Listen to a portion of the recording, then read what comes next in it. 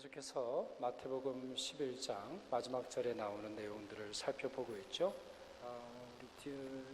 오늘이 이제 세 번째 시간이 되겠네요. 우리 첫 주 28절 말씀으로 말씀드렸죠. 예수께 가면 쉬게 해주신다라고 하는 말씀 여러분하고 나눴고요. 지난 주일에는 예수께서 왜 우리를 쉬게 하실 수 있는지, 또 우리가 신뢰할 수 있는 것은 무엇인지, 바로 예수님의 성품이다.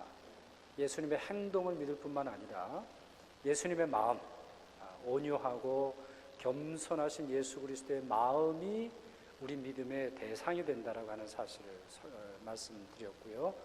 오늘은 이 멍에에 대해서 생각을 좀 해보죠. 멍에를 매라, 나의 멍에를 매야 쉴 수 있다, 이렇게 말씀하셨는데 그 말씀의 내용을 하나하나 보도록 하죠.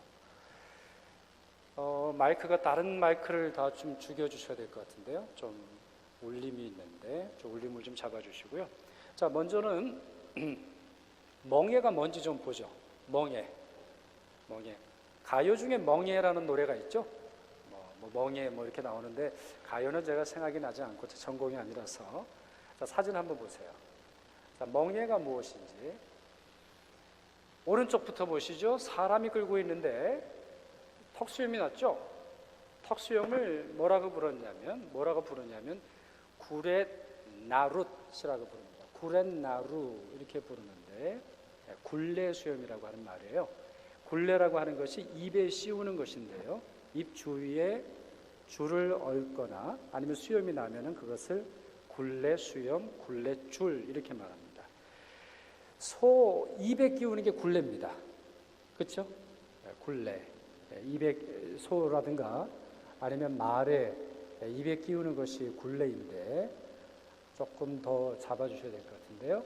자, 이 굴레가 하는 역할이 있죠. 굴레는 둘 사이를 연결시켜 줍니다. 누구하고 누구를 연결시켜 주죠? 굴레는 주인과 소를 연결시켜 줍니다. 굴레가 없으면은 제멋대로 가요. 여러분 말 타보셨는지 모르겠는데 참 희한합니다. 말이 굉장히 크고 굉장히 파워풀한데요.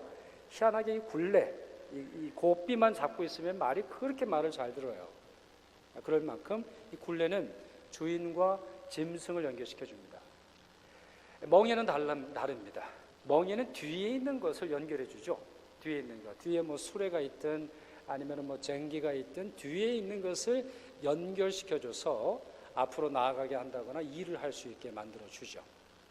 흥미롭게도 그리스어로 이 멍에라고 하는 단어가 쥐고스입니다. 쥐고스. 외우기 쉽죠? 쥐고스. 손으로 뭔가를 쥔다라고 할 때 그 쥐고라고 하는 말, 이것이 이제 그리스어인데 이 쥐고스의 사전의 첫 번째 의미가 바로 연합입니다. 유니온. 어떤 다른 것이 함께 만나게 되고 함께 재기능을 하게 되는 그런 모습을 말하고 있는 것이죠. 바로 이와 같은 것이 멍에인데 예수님은 이 멍에를 매라. 이 나의 멍에를 맬 때 너희들이 쉴 것이다. 이와 같이 말씀하셨습니다. 그런 점에서 멍에를 매는 것은 유익한 겁니다. 멍에를 매는 것은 유익한 거예요. 내게 의무가 있다면 그것이 유익한 겁니다. 내게 사명이 있다면 그것이 내게 도움이 됩니다. 나의 쉼에 도움을 됩니다. 우리 휴가랑은 조금 생각이 다르죠? 또 여러분 중에서 리타이어 할 날짜를 손꼽아 기다리시는 분이 계실지 모르겠는데 여러분 리타이어먼트가 뭐죠? 리타이어 65세 아니면 62세, 70세가 돼서 직장을 그만두는 게 리타이어입니까? 아니에요. 영어 표현은 retire입니다. 디타이어가 아니에요. 타이어를 갈아 끼우는 것입니다. 내가 그동안은 직장 생활을 하면서 달리기 위해서 타이어를 내가 끼우고 살았다면 이제 나이가 좀 든 이후에 또 다른 일을 위해서 타이어를 바꿔 끼우는 거, 이게 리타이어예요. 리타이어먼트는 이런 의미죠. 단순히 그냥 쉬고 더 이상 이제 어떠한 의무와 어떠한 책임도 맡지 않으려고 하는 것이 리타이어먼트가 결코 아니에요. 그건 신학적으로나 영어 단어에 있어서 그렇지 않아요. 주님께서는 분명히 멍에를 매라, 그래야 쉴 수 있다, 이런 말씀하셨습니다. 미국 원주민들의 잠언 중에 이런 말이 있대요. 급류를 건널 때 무거운 돌을 안고 가라. 급류를 건널 때 몸이 가벼운 사람은 쉽게 떠내려갑니다. 저같이 좀 이 체격이 제가 좋은지 나쁜지는 모르겠습니다만 몸무게가 나가는 사람은 그래도 좀 쉬워요. 무게가 있기 때문에 제 발을 이 강 바닥에 깊이 디딜 수 있죠. 그러니 급류가 이렇게 휩쓸려 지나간다 할지라도 제가 힘으로 견딜 수 있는 거예요. 그러나 가벼워 보세요. 얼마나 쉽게 떠내려가나. 저도 급류 몇 번 떠내려가 본 적이 있습니다만 정말 무섭게 떠내려가게 됩니다. 그런 사람에게 뭐가 필요합니까? 무겁게 해야 합니다. 큰 돌을 짊어져서라도 자기 자신을 무겁게 해야, 그것을 뭐 사명이라고 부르든 그것을 책임이라고 부르든 무엇이든지 간에 내 자신을 지탱케 해주는 것이 있어야 내가 급류를 건너갈 수 있는 것이죠. 내가 비로소 쉴 수 있는 것입니다. 그러나 많은 사람들이 이 사실을 간과해요. 이 사실을 회피하려고 해요.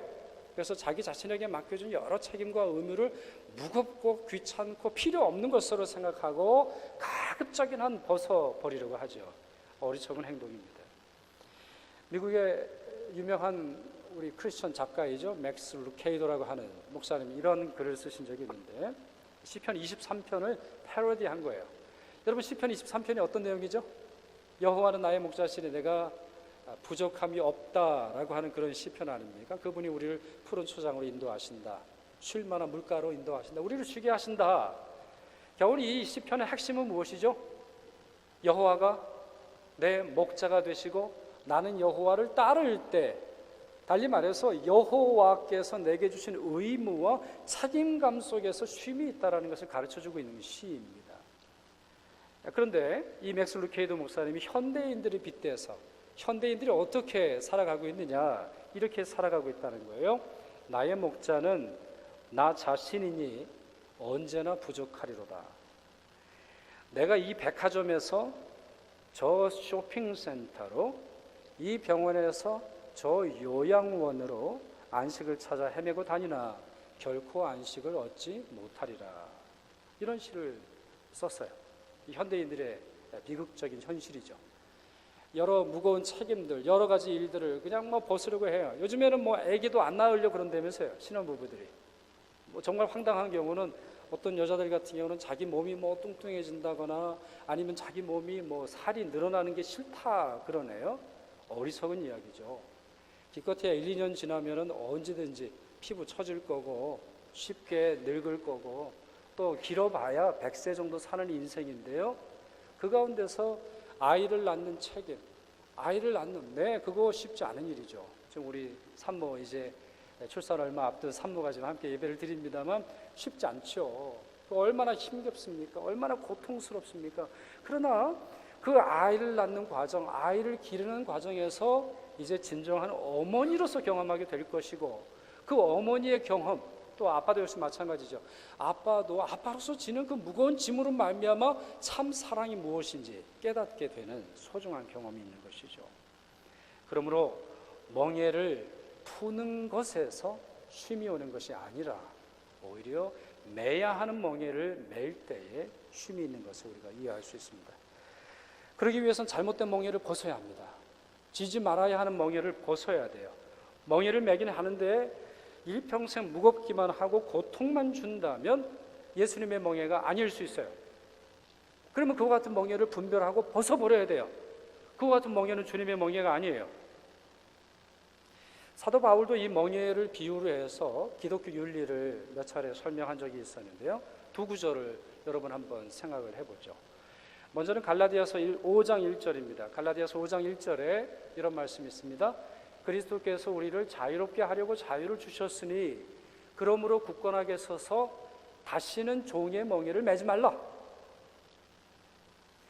그리스도인들에게 지금 설명하는 겁니다. 갈라디아 교회 교인들에게 설명하는 거예요. 여러분들이 예수 그리스도를 믿고 은혜로 말미암아 주어지는 구원 경험한 것 감사합니다. 그런데 몇 사람은 주님께서 주시는 멍에가 아닌 이상한 멍에를 메고 있습니다. 종의 멍에를 메고 있습니다. 이 종의 멍에는 무엇이죠? 율법으로 말미암아 구원 얻는다라고 하는 명예이죠. 뿐만 아니라 세상의 명예를 말해요. 주님이 자유롭게 하셨는데 얽어매는 세상의 멍에가 있다라고 하는 거예요. 사회적인 신분, 사회적인 편견, 사회적인 터부, 사회 조직이 만들어 놓은 것이 오히려 복음의 멍에를 밀쳐내면서 그리스도인들을 괴롭게 하고 있다는 거예요. 사도 바울의 가르침은 무엇이죠? 그 멍에 어떻게 하라는 거예요? 벗어버려. 그 멍에를 메고는 복음의 멍에를 맬 수 없다라고 하는 것이죠. 또 다른 말씀도 보시죠. 고린도 후서 6장에 있는 말씀입니다. 자, 이 말씀 같이 한번 읽어보도록 하겠습니다. 고린도 후서 6장 14절 함께 읽습니다. 시작. 너희는 믿지 않는 자의 멍에를 함께 매지 말라.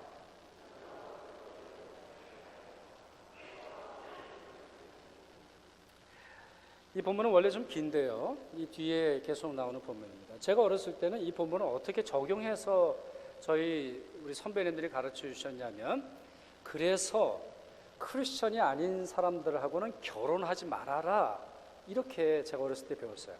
왜요? 믿지 않는 자와 멍에를 함께 매지 말라. 가정의 멍에를 맬 수 없다.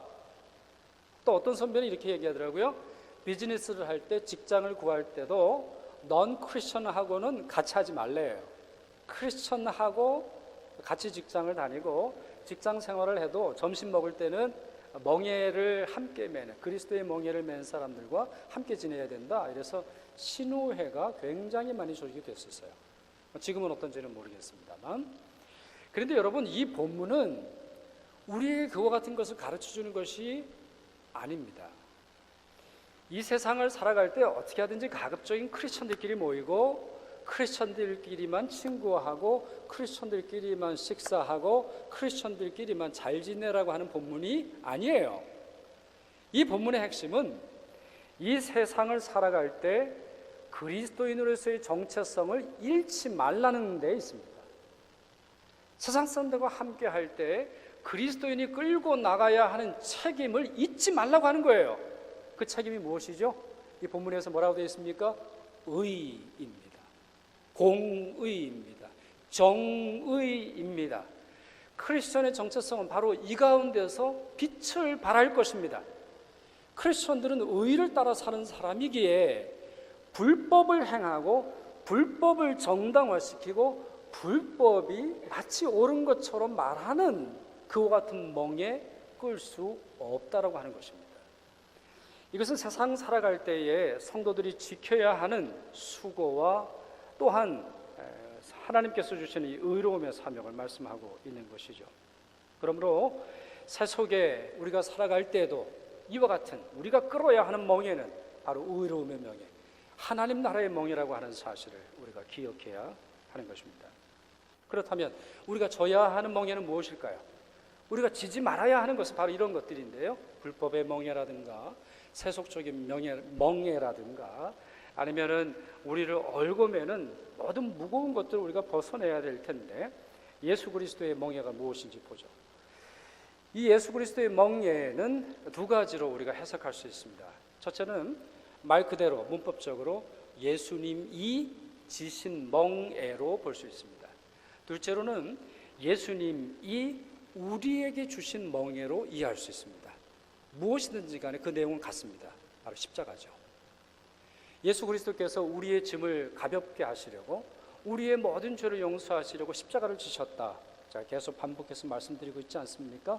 그런데 이와 같은 십자가는 우리에게 유익함이 되고 우리의 무거운 짐을 가볍게 하실 뿐만 아니라 우리에게 역시 주시는 초청이요 초대라고 하는 것을 우리가 성경을 통해서 이해할 수 있습니다. 우리의 찬송가 415장 첫 줄이 이렇게 되어 있습니다. 십자가 그늘 아래 나 쉬기 원하네, 이런 곡인데요. 이 곡을 지은 분이 엘리자베스 클레페인이라고 하는 분입니다. 엘리자베스 클레페인이라고 하는 분인데, 이분이 노블 패밀리에서 태어나요. 그래서 스코틀랜드에 있는 주 장관의 딸로서 태어나죠. 근데 아쉽게도 이분이 장애를 가져요. 평생 장애를 가지면서 39년을 삽니다. 39살까지 살게 되는데, 이분이 장애를 가지고 있었지만 굉장히 존귀한 삶을 살아요. 이분은 가는 곳마다 병자를 돌보고 외로운 자들에게 힘을 공급해 주면서 용기를 주면서 살았다고 하는데요. 이와 같은 삶을 사람들이 좋아해서 이 엘리자베스를 뭐라고 불렀냐면 햇빛이라고 불렀어요. 햇빛. 뭐 캐나다에서 햇빛이라 부른다, 이거 뭐 큰 감동이 있진 않을 수 있겠는데, 영국이라든가 스코틀랜드에서 햇빛이라 그러면 남다를 것 같아요. 저는 가보진 않았습니다만 여기가 좀 우울하다면서요. 비 많이 내리고 안개도 많이 끼고 어떤 그런 나라 아닙니까? 그곳에서 햇빛이라고 불린다. 이러면 많은 사람들에게 감동을 주고 기쁨을 준다라고 하는 그런 뜻이에요. 그런데요, 그녀가 돌아가기 전에, 하늘나라 가기 전에 1년 전에 쓴 시가 이렇게 되어 있습니다. 십자가 그늘 아래 나 쉬기 원하네. 저 햇빛 심이 뜨겁고 또 짐이 무거워 이 광야 같은 세상에 늘 방황할 때에 주 십자가의 그늘에 내 쉴 곳 찾았네. 매우 흥미로운 사실은 자기가 당하는 고통과 이 세상의 시련을 햇빛이라고 부르고 있습니다. 저 햇빛 심이 뜨겁고 또 짐이 무겁지만 어디로 갈 때 쉴 수 있습니까? 어디로 갈 때 기쁨이 있습니까? 어디로 갈 때 행복이 있습니까? 어디로 갈 때 즐거움이 있습니까? 십자가 그늘 아래에 있죠. 예수 그리스도께서 세워놓으신 그 십자가의 권세와 능력 아래에 있을 때 본인이 쉴 수 있었다. 이와 같이 말합니다. 어떻게 보면 자기가 살았던 삶의 흔적을 노래할 수도 있었을지 모르겠어요. 나는 햇빛 같은 사람이고 나를 만났을 때 사람들이 즐거워했습니다. 나를 이렇게 만들어주신 하나님께 찬양하고 감사를 드립니다. 이렇게 가사를 지을 수 있었을지 모르겠는데, 그녀는 저 햇빛 심이 뜨겁고 짐이 무거워도 십자가, 달리 말해서 십자가의 멍에를 매셨던 예수 그리스도께 나아갈 때 나는 쉼을 얻을 수 있었습니다. 고백하고 있는 것이죠. 이분은 신앙의 본질을 알았어요. 신앙의 깊은 터전을 알았어요. 그 어느 것으로도 흔들릴 수 없는 진정한 신앙의 모습을 잘 알고 있었어요. 바로 예수 그리스도의 멍에, 예수 그리스도의 십자가 그늘이죠. 예수님은 이 십자가를 우리에게 지라 하십니다. 이 십자가 밑으로 들어오라 말씀하실 뿐만 아니라 이 십자가를 짊어지라 말씀하셨습니다. 주님께서 이렇게 말씀하셨죠. 이 말씀 우리 같이 읽도록 하겠습니다. 마태복음 16장에 있는 말씀입니다. 같이 읽습니다. 누구든지 나를 따라오려거든 자기를 부인하고 자기 십자가를 치고 나를 따를 것이니라. 누구든지 제 목숨을 구원하고자 하면 잃을 것이요 누구든지 나를 위하여 제 목숨을 잃으면 찾으리라. 아멘. 나를 따라오려거든 자기 부인하고 자기가 짊어진 잘못된 멍에 깨뜨리고 벗어버리고 자기 십자가, 자신에게 주어진 멍에를 치고 따르라 말씀하고 있습니다. 여러분, 십자가의 경험 여러분들에게 있으십니까? 이 십자가를 믿은 경험, 이 십자가가 여러분을 치료한 경험, 이 십자가가 여러분을 새롭게 한 경험이 있습니까? 많은 분들이 있으실 텐데요. 많은 분들이 이렇게 고백합니다. 그 십자가는 교환의 장소였다. 그 십자가는 교환의 장소였다. 마치 숨을 쉴 수 없어서 우리 안에 이산화탄소가 가득했지만 숨을 내뱉고 다시 공기를 들이마시는 이와 같은 교환이 이루어지는 것처럼 십자가에서는 내 무거운 짐이 예수께로 옮겨지고 나를 가볍게 하고 나를 쉬게 하는 예수의 짐이 우리에게 주어지는 것을 경험한다. 많은 분들이 그렇게 얘기합니다. 많은 분들이 이 십자가 앞에 믿음으로 또 이 십자가의 은혜를 경험하게 될 때 정말 자기 무겁게 하는 모든 죄를 벗고 의를 입게 되며 과거에 죽어있던 삶의 모습을 벗고 새로운 삶의 생명을 얻게 되는 것을 고백합니다. 그런 점에서 이 십자가는 여러분에게, 모든 사람들에게 위대한 생명의 역환, 생명의 교환, 생명의 교체가 이루어지는 장소이죠. 그런 점에서 이 십자가의 경험이 없다면, 이와 같은 십자가를 믿지 못하고는 여러분은 멍에를 지실 수 없으실 겁니다. 뿐만 아니라 이 십자가를 믿지 못한다면 여러분들을 무겁게 하는 종의 멍에, 여러분들을 힘들게 하는 세상의 멍에가 여러분 목에 끊임없이 메워져 있을 것입니다. 주님의 십자가를 믿으십시오. 또한 주님의 십자가를 여러분들도 짊어지십시오. 마지막으로 이 멍에는 예수님과 함께 매는 멍에입니다. 예수 그리스도와 함께 매는 멍에죠. 주님께서 주시는 이 십자가의 멍에, 주님께서 주시는 사명의 멍에, 주님께서 주시는 이 생명의 멍에는 주님과 함께 매는 멍에입니다. 그건 어떻게 알 수 있느냐? 이 그리스어 단어를 보면 알 수 있어요. 이 그리스어 단어를. 여러분 아까 멍에 이 그리스어 단어를 뭐라 그랬죠? 쥐고스. 네. 여러분 한번 외워보세요. 우리 주먹을 한번 주워보세요. 쥐고스. 네. 쥐고스. 네. 외우기도 쉽잖아요. 쥐고스. 근데 이 쥐고스라고 하는 첫 번째 의미가, 이 단어의 첫 번째 의미가 연합이에요. unity, union 이런 말을 갖고 있습니다. 두 번째 뜻이 이것도 많이 사용되는데 우리가 잘 모르는 거예요. 그것은 두 가지로 구성되어 있는 하나의 물건을 사용할 때 쥐고스라고 하는 단어를 사용합니다. 성경에 나오는 아주 독특한 단어 중에 하나는 결이라는 말이 있습니다. 결이. 여러분 들어보셨나요? 결이? 구약 성경에 보면 이 결이 밭을 갈 때 이 결이를 말하는데, 이 결이가 무엇이냐면 두 마리 소가, 이건 네 마리거든요. 두 마리 소가 하나의 멍에를 메고 하루 동안, 하루 동안이죠. 이 하루 동안 갈 수 있는 땅의 면적을 결이라 그래요. 결이. 그러니까 조금 다시 설명드리면 결이라고 하는 건 뭐냐? 한 마리 소가 하루 동안 일해서 갈 수 있는 밭의 면적이 아니고 두 마리 소가 하루 동안 일해서 밭을 갈 수 있는 면적을 결이라 그래요. 그리고 그 소들을 뭐라고 부르느냐? 결잇소라 그래요. 결잇소. 결잇소는 두 마리예요. 그런데 하나의 목표를 가지고 있어요. 두 마리가 하나의 일을 하는 거예요. 두 마리가 발을 맞춰가지고는요, 하나의 일, 하나의 밭을 갈고 나가는 것을 결이라고 하는데, 그와 같은 결의를 그리스어로 이 쥐고스라고 말하는 것이에요. 이 쥐고스라고 하는 말을 사전으로 찾아보면 쉽게 이해할 수 있는 사진을 이렇게 보여줍니다. 여러분 사진 한번 보실까요? 저울 사진이에요. 저울, 여러분 옛날 저울 이렇게 되어 있죠? 자, 이 저울은 뭘로 이루어져 있습니까? 가운데 축이 있고요. 양쪽에 두 개의 쟁반이 있어요. 다른 거죠. 이 쟁반은 서로 다른 겁니다. 근데 이 두 개가 하나의 기능을 하고 있어요. 그렇지 않아요? 이 둘 중에 만약에 하나가 문제가 있어도 그 저울을 못 쓰는 거예요. 이 하나가 문제가 있는데요, 다른 걸 어떻게 되겠어요? 똑같은 것을 달아두어야 이것이 무엇이 무거운지 그걸 알 수 있지 않겠습니까? 바로 이와 같은 것을 뭐라 그런다고요? 쥐고스라고 하는 거예요. 근데 오늘 본문에 나오는 나의 멍에를 메라 라고 말씀하실 때 바로 이 단어가 쥐고스라고 하는 거예요. 그러니 주님의 멍에는 주님의 은혜, 주님의 돌보심, 주님의 능력과 함께 매는 멍에라는 거예요. 여러분, 예수님은 제자들을 너무나 잘 알고 계셨어요. 제자들이 얼마나 부족한지, 제자들이 얼마나 모자란지, 제자들이 얼마나 쉽게 낭망하고 쉽게 좌절하는지 정말 잘 알고 계셨어요. 그런 제자들에게 나는 가만히 있을 테니까 너희들 멍에 좀 매라, 그러실 분이 아니라는 거예요. 만약에 그분이 겸손하지 않으신다면, 그분이 온유하지 아니하신다면, 그분이 능력이 없으시다면, 아니면 그분이 지혜가 없으시다면 그렇게 맡겨놓으시겠죠.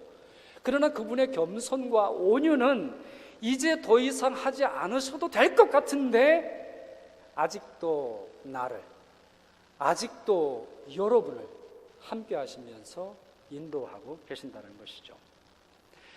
그러면 그런 점에서 주님께서 멍에를 메라, 나의 멍에를 메라는 것은 두 가지로 요약해 볼 수 있습니다. 하나는 사명의 멍에, 둘째는 뭐라고 부를 수 있을까요? 관계의 멍에. 어떻게 하든지 주님과 함께하는 멍에, 어떤 순간에도 어떠한 일 속에서도 어떠한 장소에서도 주님과 함께하는 멍에, 이것이 바로 주님이 메라 하시는 멍에인 것이죠. 아무리 귀하고 소중한 것이라 할지라도 제자들의 의지와 힘만으로는 감당할 수 없기에 이와 같은 멍에를 약속해 주셨습니다. 예수께서 처음 이 땅에 오셨을 때 천사가 그 이름을 가르쳐 주셨습니다. 예수라고 하는 이름을 가르쳐 주었고요. 또 하나 이름이 있죠. 임마누엘이라고 하는 이름입니다. 임마누엘이라고 하는 이름은 우리와 함께 하시는 하나님이라고 하는 뜻입니다. 우리와 함께 하시는 하나님, 그분이 오신다, 메시아로 우리에게 오시는 그분은 우리와 함께 하시는 분이시다 약속하고 계시죠. 그분은 지금도 여러분과 함께 하십니다. 그분은 지금도 여러분이 내려놓은 멍에를 메고 계십니다. 그분은 지금도 여러분과 함께 십자가의 멍에를 메기 원하십니다. 흥미로운 사실은요, 이 멍에에 대해서 조사를 해보니까 공자도, 우리 유교의 창시자인 공자도 멍에를 비유로 믿음과 의리를 설명했어요. 제가 그 내용을 한번 읽어드리죠. 논어에 나오는 말인데요, 사람이면서 신의가 없다면 그 사람을 바르게 쓸 수 없다. 여러분, 맞는 말이에요? 틀린 말이에요? 맞는 말이죠.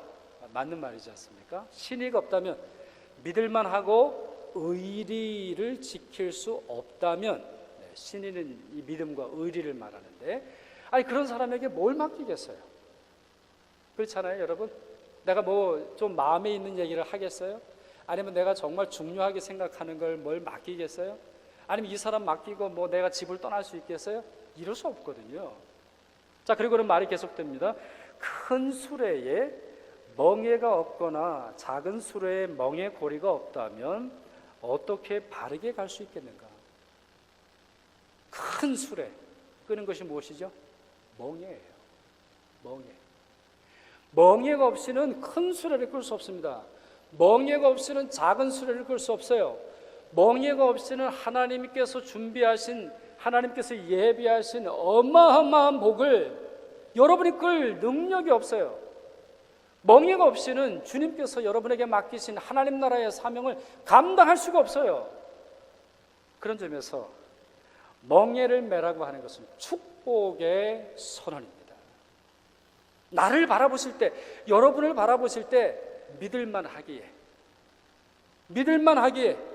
맡겨볼만 하기에 나의 멍에를 매라 초청하고 계십니다.